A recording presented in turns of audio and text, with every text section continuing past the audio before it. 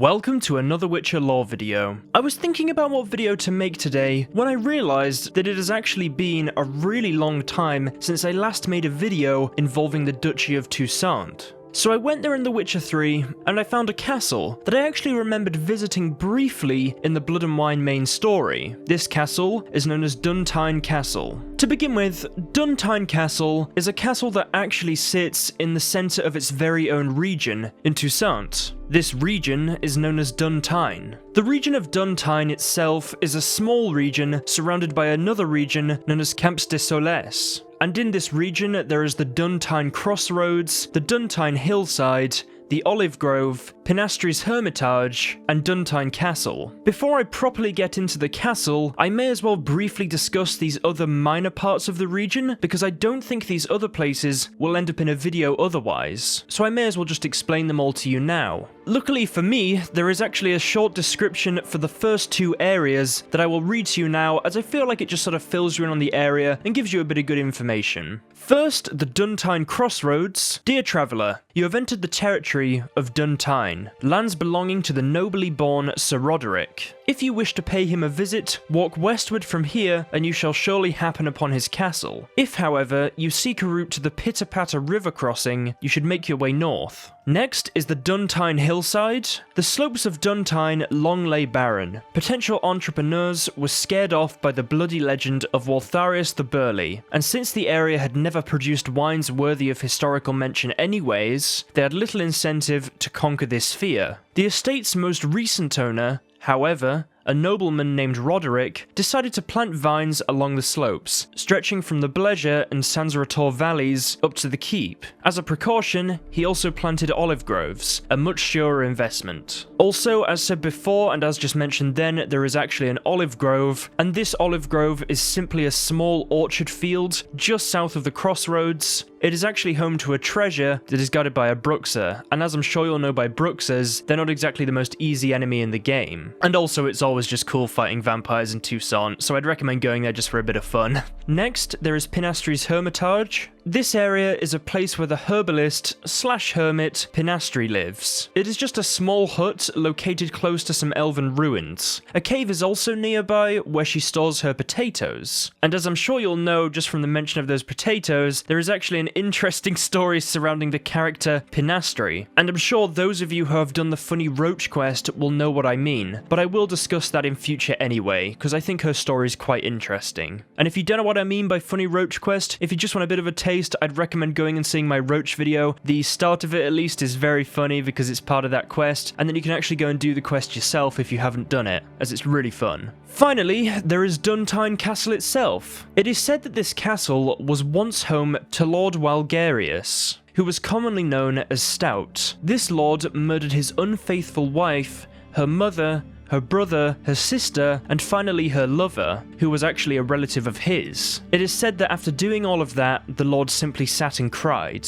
I'll discuss this legend in a little bit more detail later on, as there is actually an extraction from The Witcher 3, just saying it a bit better than I'm probably saying it. The castle itself is surrounded by a steep cliff on one side, and on the other it has a wall. The wall actually goes around the entirety of the fortress, but what I'm saying is there is just a bit more defense on one side. The current ruler of this castle is Sir Roderick. Within the walls surrounding this castle is a variety of buildings that look to not only be the homes of Sir Roderick, but also areas for servants to dwell in. There is also a fountain within this fortress and a stables. Of course, there is also the castle itself. It's quite a nice place overall. There's quite a big house next to the main sort of castle, and obviously there's the servants' quarters as mentioned before. Then other little buildings just dotted around. It's kind of like a compound, I suppose, but I suppose it's better just to call it a fortress. I will now read to you the short map description, and that is basically the story I told you before, but with a little bit more information in some parts. It does actually lack a little bit of information that I said before though. The castle is tied to the dark legend of Waltharius the Burly, the dashing knight who wed the beautiful Naziri princess Hiltgunt. Waltharius then embarked on a lengthy campaign and returned to find his wife in carnal relations with his relative, upon which he flew into a rage and murdered them both. The moral of the tale is held to be that nothing good ever comes from Nazir, and that when one has a young wife, one should stay at home instead of gallivanting about on campaigns. A main quest in the Blood and Wine DLC does actually take place in this castle, and I'm just going to read to you the journal entry on this quest, and this quest is known as Capture the Castle. Ducal guardsmen, commanded by Captain Damien de la Tour, were to aid Geralt in storming Castle Duntin. This was the Duchess's wish and command. The briefing before the assault would be held at the mill, where Dettlaff had recently dispatched Count de la Croix in cold blood.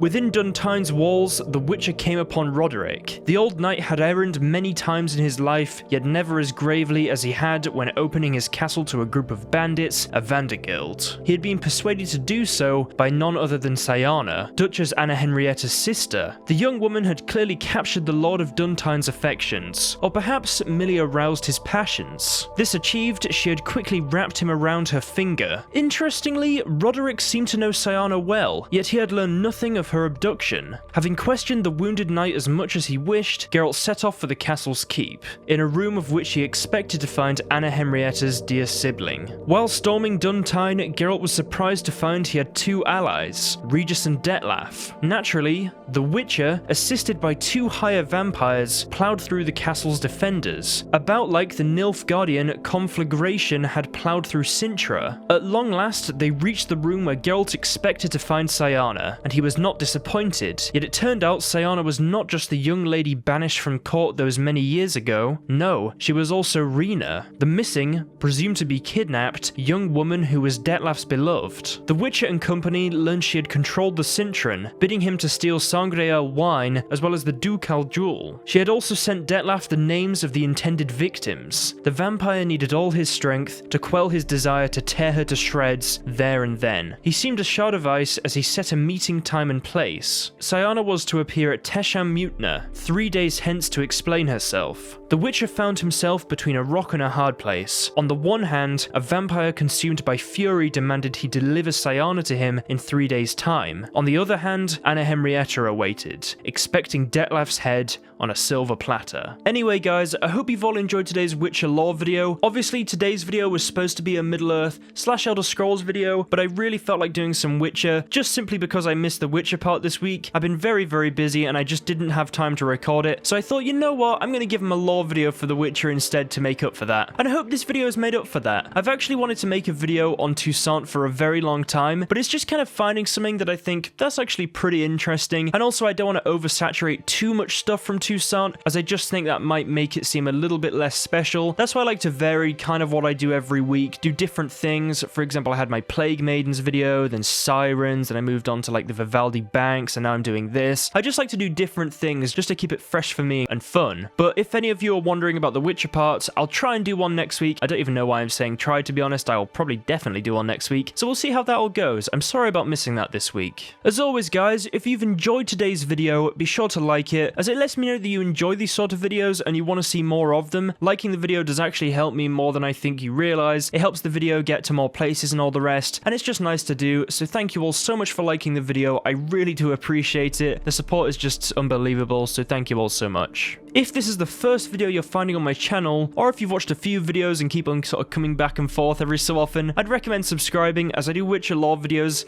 minimum of once a week, might even do 2. I did actually say that the lore video that is the Elder Scrolls / Middle-earth Day could be pretty much anything, and I just felt like the Witcher this week, so, you know, it could be potentially 2 Witcher lore videos every week. So if you want to subscribe and make sure you don't miss any of those videos, I'd recommend doing that, as then you'll get them in your subscription tab. Also, be sure to follow me on Twitter. I do updates on that whenever anything's going on with the channel, and if you all want to say, wait, you didn't say anything about missing the Witcher part, I genuinely have been so busy, I just haven't had time, and to be honest, I just thought that I probably should have done that then. Maybe I'll do it after this video, we'll see, but I don't know. I'd recommend following me on Twitter anyway, as normally I keep up with this sort of thing. Also, be sure to follow me on Twitch. I play games on there, obviously. I haven't really done it in a while, and I don't know when the next one will be. I'm very busy at the moment, and I can't really say what I'm doing or anything. It's not really to do with YouTube. YouTube, to be completely honest. But you know, I'll keep doing the videos and things as I genuinely enjoy doing it, but I don't really have that much time for Twitch. But if I do ever go live and I just happen to do a random stream because I've got free time or I'm bored or something, if you follow me on Twitch, you'll get a notification on your email or the Twitch app or whatever else you use. So thank you for following me on there, and obviously it just supports me. Also, be sure to join the Discord and Reddit. I do still check the Reddit every so often, and also I go on the Discord just to see what's going on every so often. I don't really type in there much, as I don't really have a lot of time at the moment, but I do always look at stuff you guys post in there, and I think it's cool. I listen to some of the music recommendations that you guys post just for a bit of fun here and there. I look at the memes that you guys post in there and things like that. There's actually some fairly funny ones, so, you know, I'll give you all that. But yeah, if you want to join the Discord, link in the description, along with everything else in this outro. And finally, as always, a big thank you to the Patreon pledges. I just want to say thank you to every single one of you that donates to me on Patreon. You all deserve your names at the end of these videos. Obviously, these videos take me a long time to make, but you guys should really be thanking the Patreon pledges, because they're really, really helpful, and it's just very kind what they do. And also, you should just thank everybody who watches the video, comments, likes, and all the rest, as they're the people that are a big part of the motivation for me doing this. So I want to thank every single one of you so much. You're all amazing. Anyway, guys, I'll see you all in the next video. It'll probably be out on Monday or something like that. So have an awesome rest of the week.